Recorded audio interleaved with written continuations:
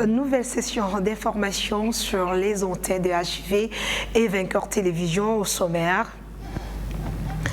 Tempête au sein du regroupement ERC, les membres de cette plateforme dénoncent une tentative de coup de force de certains de leurs pairs qui veulent destituer le pasteur Sonny Kafuta. Vous allez suivre le détail dans ce journal. Et puis, dans les cadres du soutien et du développement sanitaire mis en place par l'hôtel de ville, le numéro 1 de la ville de Kinshasa, Jean-Tini Ngobila, a effectué une tournée qui l'a conduite tour à tour à Maluku, Kinkole, Matete, Lemba, Ngaba, Selembao, Ngiri, Kanluka et Maluka. Le détail également dans ce journal.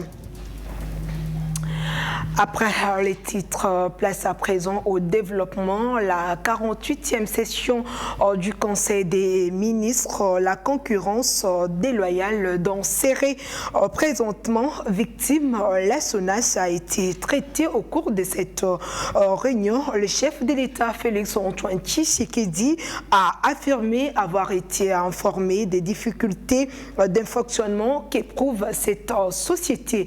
David Jolino-Makelele, porte-parole du gouvernement. Le chef de l'État a été informé des difficultés de fonctionnement qu'éprouve la Société nationale d'assurance SONAS en sigle, particulièrement depuis l'effectivité de la libéralisation du secteur d'assurance consacrée par la loi numéro 15/005 du 17 mars 2015 qui a mis fin au monopole dont a bénéficié cette entreprise publique depuis sa création.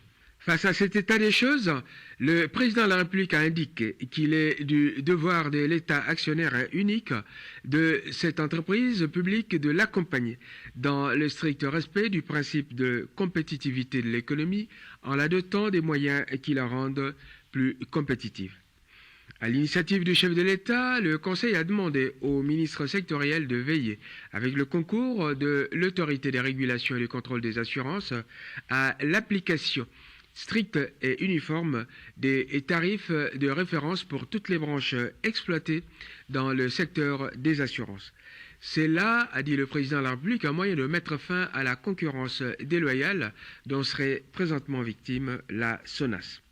Le chef de l'État a demandé au ministre des Finances de faire un rapport circonstancié quant à ce. Au cours de cette séance de travail, le dossier du port en eau profonde des Bananas a été également discuté. Le président de la République a une fois de plus souligné l'importance de ce projet très important pour le pays. Retour en image. Dossier du port en eau profonde de Banane. Après avoir reçu et échangé avec chacun des ministres concernés dans ce dossier, et à la lecture des divers rapports soumis au Conseil des ministres et à lui-même, le président de la République a relevé des divergences profondes au niveau de la partie congolaise, non seulement sur la stratégie de négociation et d'implémentation de ce projet vis-à-vis du partenaire privé, mais également sur le modus operandi pour y arriver. En témoigne notamment la divergence sur le contenu des projets et d'avenants tant à la convention de collaboration portant délégation des services publics pour ce port que d'avenant au pacte d'actionnaires de la société concessionnaire du dit port. Il a fait observer que ces projets ne prennent pas suffisamment en compte les points de convergence à ce jour acceptés par les deux parties et consignés dans le procès-verbal du 19 mars 2020. Le chef de l'État a souligné l'importance de ce projet pour le pays, dont l'examen ne pourrait être épuisé au cours de la présente séance du Conseil des ministres, dans la mesure où le dossier y afférent n'a pas encore pris en compte toutes les évolutions déjà acceptées par les parties. De même, les dits projets doivent intégrer les points de convergence qui seront issus des négociations actuellement en cours. Pour assurer plus de transparence dans la sauvegarde des intérêts de l'État, à la demande du président de la République, le Conseil des ministres a instruit les deux parties de finaliser à bref délai, avec l'assistance de juristes de la présidence de la République et ceux du gouvernement désignés par le Premier ministre, les discussions sur les quelques points de divergence encore subsistants. Il a été demandé qu'un procès-verbal final acte les points d'accord qui seront traduits dans les projets d'avenant à soumettre au gouvernement pour leur approbation en Conseil des ministres avant la signature des deux avenants. C'est à l'issue de cette démarche qu'une fois ces projets adoptés, le président de la République signera les ordonnances nommant les mandataires congolais dans la société concessionnaire avant le lancement des travaux de construction du port en eau profonde. En province, les journées de samedi 12 et dimanche 13 septembre déclarées journée du deuil dans la ville de Kamituga, dans la province du Sud Kivu, afin de pleurer la mort de plusieurs creuseurs artisanaux qui ont péri dans les éboulements survenus dans 3 puits d'extraction d'or suite aux pluies diluviennes. Boudiampila Alexandre, maire de la ville de Kamituga, a fait cette annonce le vendredi 11 septembre après cette catastrophe naturelle. Religion à présent, tempête au sein du regroupement ERC, entendé par Église de Réveil du Congo. Les membres de cette plateforme dénoncent une tentative de coup des forces de certains de leurs pairs qui veulent destituer le pasteur Sonny Kafuta, président élu de cette structure. Il précise que la seule assemblée générale est celle qui se tiendra plutôt du 18 au 19 septembre sous la convocation du président légal. Regardez. Le Réveil du Congo a appris à travers les réseaux sociaux qu'une assemblée générale extraordinaire s'était née à Africana Hotel. Il y avait un processus de destituer le président évêque général, le révérend évangéliste général Sonny Kafuta Rodman. Après vérification, on a retrouvé l'archevêque général Albert Kakenza et un groupe de responsables avec lesquels ils avaient travaillé quand ils étaient en fonction. Une précision s'impose pour la bonne information de l'opinion publique en général et des églises de réveil en particulier. Nous considérons tout ce qui a été fait, pas engager l'église de réveil du Congo, mais plutôt la Ligue des églises ministères de réveil au Congo.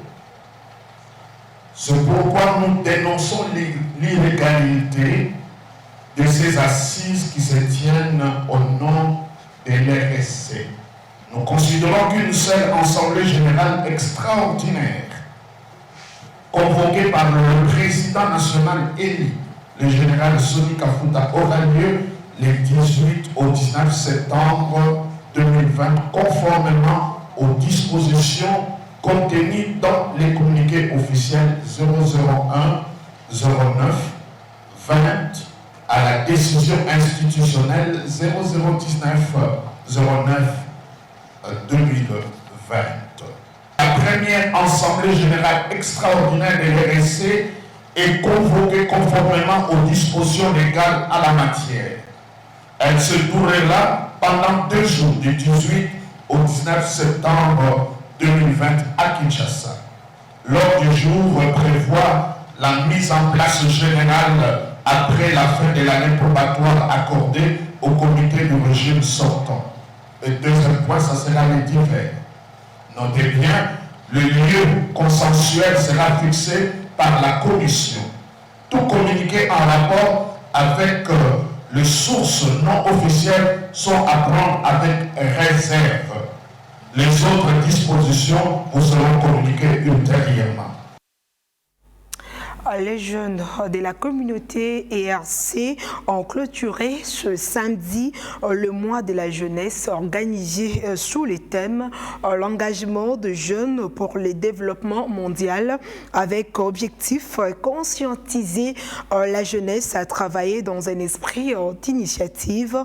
Le vice-ministre des hydrocarbures ainsi que certaines personnalités religieuses ont pris part à cette cérémonie de clôture déterminée à développer la RDC dans tous les domaines. Chant, danse, cris de joie. C'est sous cette ambiance que les jeunes de la communauté Église du Réveil du Congo ont clôturé ce samedi la journée internationale des jeunes de cette grande organisation religieuse. Selon les représentants du ministre de la Jeunesse, le Congo a besoin d'une jeunesse responsable, éduquée, formée, déterminée pour un bon développement du pays. Celui-ci vise la politique d'encadrement, de préparation, l'entrepreneuriat ainsi que du civisme de la jeunesse. Le besoin d'une éducation sur le plan patriotique, moral, civique et une exigence pour le développement de la RDC de demain. Pour le président national des jeunes de l'ERC, tout s'est bien passé malgré la situation sanitaire actuelle, tout en remerciant les seigneurs pour cette réussite totale. Dans le cadre de la commémoration de cette journée internationale des droits de la jeunesse, pour l'année 2020 spécialement, dans ce contexte climat de la COVID-19, nous avons voulu organiser le culte d'action de grâce en vue de rendre gloire à Dieu qui nous a permis d'avoir cette manifestation ce 12 septembre 2020. Et nous étions à la musée nationale le 12 août, la date de la commémoration de la jeunesse. S'engage à participer activement dans ce processus, se basant sur 6 points qui sont inscrits dans son plan septennal. Signalant que cette journée a été animée par le pasteur Jean Bosco Kindomba. Je l'ai annoncé au sommaire dans le cadre du soutien et du développement sanitaire mis en place par le tête de ville, le numéro 1 de la ville, Jean Tiningobila, a effectué une tournée qu'il a conduite tour à tour à Maluku, Kinkole, Matete, Lemba, Ngaba, Selembao, Ngiringiri, Kanluka et Maluka. Ce périple s'inscrit dans les cadres de pérennisation de la politique sanitaire mise en place par le gouvernement provincial en vue de soutenir ce grand projet visant à soutenir les matériels sanitaires ainsi que des vivres aux différents hôpitaux et centres de santé les plus reculés de la capitale. Regardez. Nous avons fait une grande tournée à travers la ville de Kinshasa qui nous a amenés à Kimatseke. Nous sommes allés à Kinkole. De Kinkole, on a continué sur Maluku. De Maluku, à Kitokimosi. À Kitokimosi, donc Selembao. De Selembao, nous sommes allés à Ngiringiri. Et de Ngiringiri, on a continué sur Matete, Lemba, Ngaba, on a fait Kaluka et là on vient de terminer à Maloueka. Nous avons fait tout ça dans le cadre de notre politique de développement sanitaire. C'est notre façon d'accompagner les hôpitaux de référence de Kinshasa à la mise en place de notre plan de développement sanitaire. Et nous avons amené pour ce faire plusieurs dons matériels, médicaux ainsi qu'en vivres. Les gens qui tombent malades ont besoin de se faire soigner. mais également ils ont besoin de se nourrir. C'est pour cela que nous avons amené des lits, nous avons amené des sacs de riz, des boîtes de conserve, des sacs de bouffe, des huiles, de la soja, un peu de tout pour nourrir nos amis tombent de tête. Restons toujours dans ce chapitre pour dire que le gouverneur de la ville, Jontini Ngobila, n'a pas oublié certains coins de la capitale, même parmi les plus reculés. Nous sommes au quartier Kanluka, dans la commune d'Ingalima, où il a remis des kits sanitaires et des vivres dans certaines structures sanitaires. Très satisfait de cette initiative, un médecin n'a pas caché ses émotions. Il est au micro de Merveille Loabéa et Bill Mouké. Nous saluons cet acte de générosité par le fait que le gouverneur a pensé à nous. Malgré les difficultés que connaît le pays, il a bien voulu nous attribuer ce matériel qui contribue à l'amélioration de l'état de santé de la population de Kanluka. Ce don est la bienvenue parce qu'elle va permettre, ce don pourra permettre à ce que nous puissions servir correctement cette population de Kanluka. Nous avons beaucoup de difficultés, entre autres la fourniture en énergie électrique. C'est un sérieux problème parce que vous pouvez passer 2, 3, 4 jours sans énergie électrique. Et si vous devez utiliser un générateur, c'est un problème de carburant. Nous avons un problème du charroi automobile, nous n'avons pas d'ambulance présentement. Nous avons un problème de morgue, nous devons recourir aux communes voisines pour aller conserver les corps de personnes décédées. Nous avons des problèmes par rapport à la salubrité dans les avenues qui viennent après le centre hospitalier, parce qu'il faudrait qu'on revoie quand même la canalisation d'eau. Il y a les problèmes d'éclairage, comme je venais de le dire, et il y a une situation palliative qui peut intervenir, c'est l'utilisation des panneaux solaires, afin de permettre d'essayer de résoudre tant bien que mal ce problème que nous connaissons.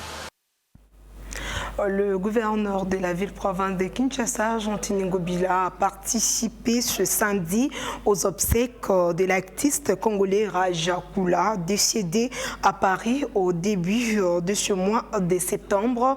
Il a été inhumé à Nécropole, dans la commune d'Elantsele. Regardez. Mes condoléances, ma famille, il y a Raja Kula, c'est-à-dire moi c'est Naïe, Naïe à l'origine divorcée, à l'origine plutôt veuve, Ban Naïe, Balik Naïe, Bakouk Naïe, famille Mobimba, et il y a eu balé, il a représenté la condoléance, Nabana, il y a Bangalunga. Nos condoléances nous tous, Bangalunga.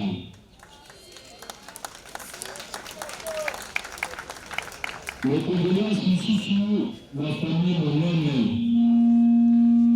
Il n'y a pas artiste musicien. Olombe oyo alali awa liboso na biso azalaki artiste monene mpenza. Nakoprésente la condoléance de l'artiste musicien nyonso ya Congo oyo ya Afrique mpe ya mokili mobimba. Mpona mpe baœuvre ya esprit ya tata oyo alali moninga na biso ndeko na biso baœuvre na ye ya esprit nde ebongisa musique ya Congo. Bato ebele baleki balobi basala biso na ndenge na ndenge. Menga nakoloba boye, sans l'intervention de Raja Kula dans notre musique serait vraiment tiède. Monsieur le Président provincial de la ville, province de Kinshasa, Excellence, Monsieur le Gouverneur de la ville, province de Kinshasa, Excellence, Messieurs les ministres, Mesdames et Messieurs,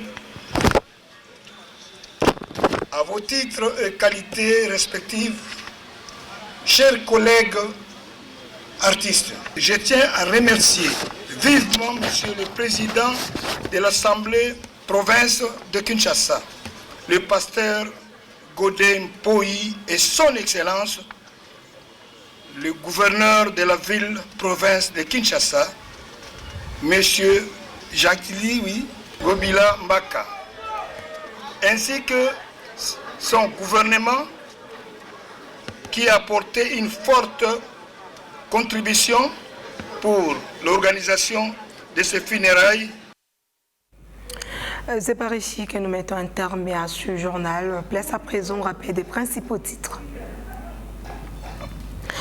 Tempête au sein du regroupement ERC, les membres de cette plateforme dénoncent une tentative de coup de force de certains de leurs pairs qui veulent destituer le pasteur Soni Kafuta.